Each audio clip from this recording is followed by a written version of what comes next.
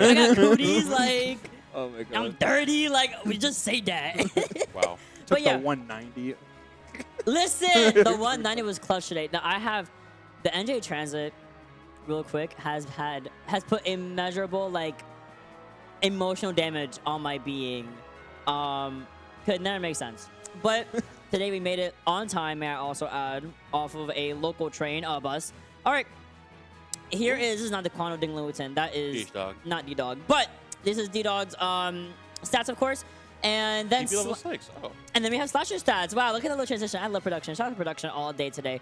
But I'm actually very excited to see what we do have being offered here. I mean, you can already see some of the big placements they did make was at this year's LMBM, for example, and last year's Collision. And on the other side, D-Dog having a little bit less recent events only because my man has gone to college. My man's becoming an adult. Good for him. Has been a little bit more on that education grind than the Smash grind, but is still consistently making top placements at things like the final Xeno Saga and the final Xeno Weekly that happened last month. So, and at Max Res as well. So, I'm very excited to see how we can see, especially as we get started off with Slasher on the Shulk and D-Dog, of course, on our, like, what, third Steve of the night? It would be remiss to ignore the existence of Smash Island, which is something that a lot of the Long Island Smashers typically go to if they can't go to anything else in the city or in Westchester. It's great that it's there, and it's nice to see that D-Dog is still attending those when he can on top of his college grind and other responsibilities. Right now, all credit due to D-Dog. I think I'm definitely going to give some love to Slasher being just a Philly man over here. Slasher, of course, last time he was ranked was last season in Philly, number 14 on the PR. This guy's been putting the work in, man. I mean, honestly, with a Shulk, a character you barely see anymore at all. Oh, right? yeah. The fact that he's been able to constantly, like, innovate on the way ledge trapping, the way you play neutral in general. Like, you typically don't see a level of, like, tenacity with a Shulk player like Slasher does, right? We just saw early on, like, he's challenging Steve Jab Train with down tilt. Like, this guy has got the fire under his feet, and I'm excited to see how he brings that, how that goes into the rest of the set versus D-Dog. Oh, the Smash art is out, and that is going to spell the first stock for D-Dog in favor of Slasher, making a very, very quick statement. And D-Dog, you saw the TNT try to be pulled down for a second, and D-Dog is kind of more known for his TNT setups than most other Steve players, especially having seen that his performance at Saga, as I mentioned previously. If there's a TNT right there, and we are able to jump away from that area, but I mean, you saw how Sasha was kind of just standing behind that TNT, allowing D-Dog to just get materials for free. You don't want to really do that against Steve. Yeah, we're seeing Slasher with great awareness of the fact that he was hit by up smash. He can shield art through that and survive the up smash attempt. Being able to change arts and hit stun is just such a huge thing in every matchup, but especially the Steve one. And two, he's very aware of the knowledge checks that come with TNT. If you hit it at all and displace it far enough, the pressure plate goes away and just becomes a bomb that detonates after a certain period of time or a certain period of hits. So I like that D-Dog is like, all right, you've passed a couple of my knowledge checks. You've passed a couple of the slower game state checks with some of these like block formations.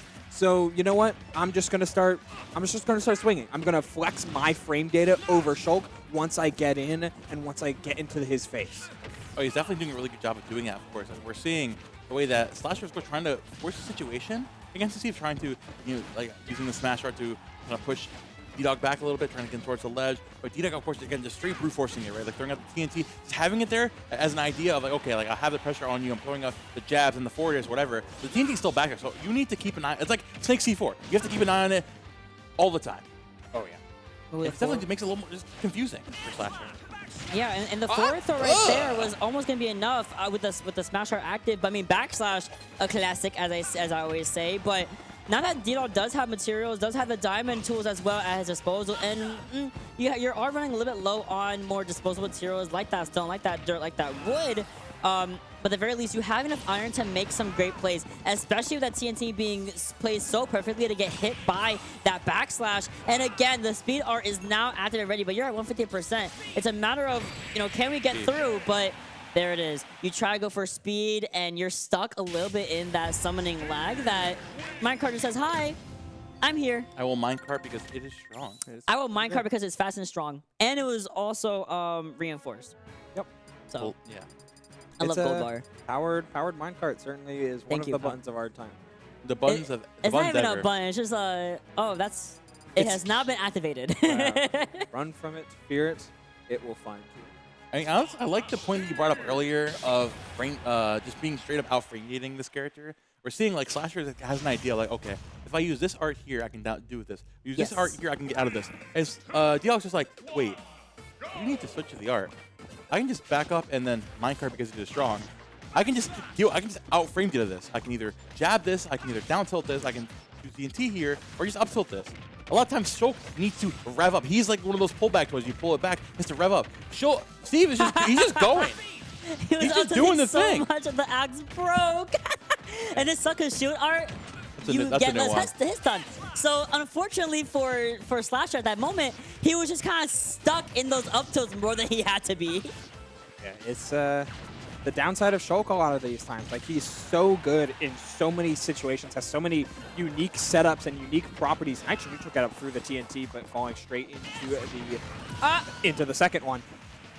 Shulk has so many situations where, like, oh, he should be so good. It should be so hard to get in on this character and like all these different arts, the empowerment thanks to the Minato. But man, like, sometimes you can just get in his face and press buttons, and like that's real rough as a downside. It's like, yeah, you get mashed on. It's like, oh no. Like, I mean, that's his weakness against every other character, but especially against Steve. Because where he can not one mash on you, and then he has his own setups that are just better. Yeah. It's straight up just getting character diff. It's tragic, and Slasher is trying to trudge through, but it's tough. It's easier said than done. that mid-range He just grabbed his uppy.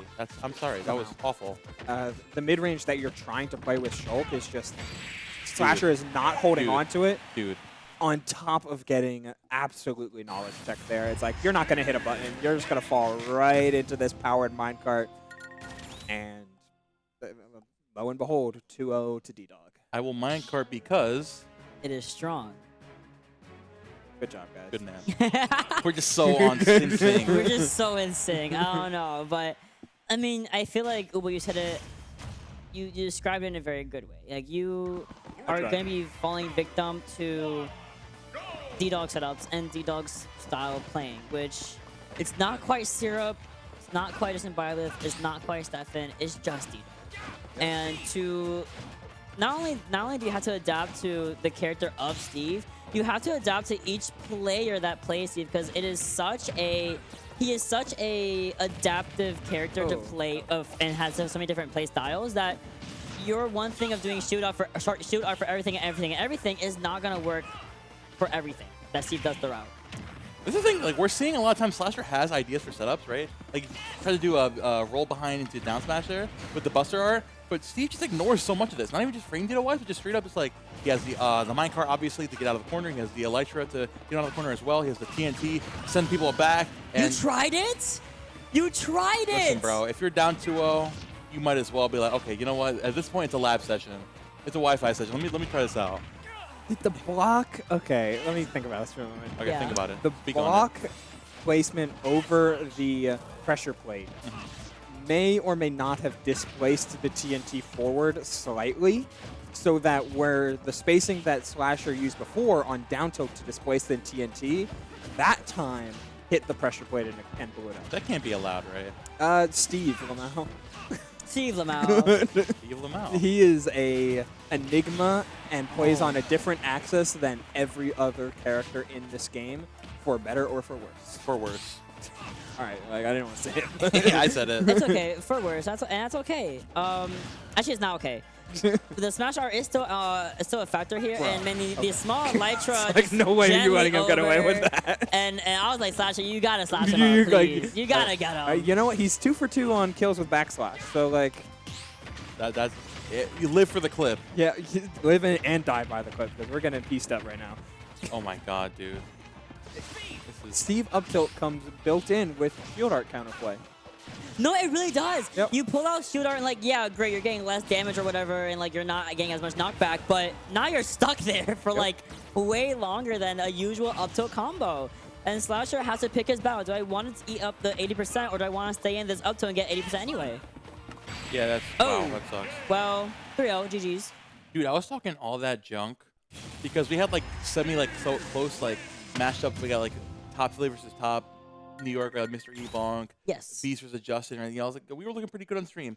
And then we got ranked NJ versus Jobber Philly, and then we got D-Dog, Jobber Philly globally is- ranked player versus Slasher, unranked Philly player. This is not fair. My agenda, Kelvin, you did this. Kelvin. Yeah, I did. You're a bad friend. I mean, yeah. I mean, yeah. I'm looking at the beautiful notes you gave us. Thank you, Chris. Very You're the This- person beautiful. to I compliment shout them. these out on These are fantasy streams for very you. good. I'm a big fan. Thank you. And I fear that Slasher does not really hold a big candle to D-Dog's record, to D-Dog's placements and achievements he has done in also a short amount of time.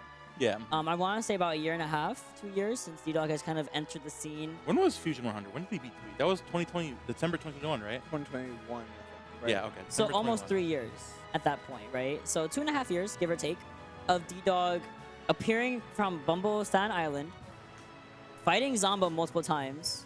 Like Pretty that good was training that was his training partner for so long. And what a hell of a training partner to have, may I say, because dude, he kind of just does a really good job of taking what he's learned from playing on such a really big, not big island to be completely fair, but such a Staten Island of Staten Island, and bringing it wherever he goes. And he can go on a hiatus for months at a time. We've seen it. During the school year, D-Dog comes only to really the bigger events, like this, like Saga, the last Xeno, for example, like Fusions and stuff. But otherwise, he goes on hiatus, he comes back, and he's never washed, for lack of better terms. Yeah. He doesn't skip a beat. Doesn't Just gets- exactly. Just gets right back into it, which sometimes that is the power of certain characters and the ability of players that have played them for a certain amount of hours. Yeah. Like I was talking to Mega about this, a New Jersey Ike main, where he wants to switch off of Ike.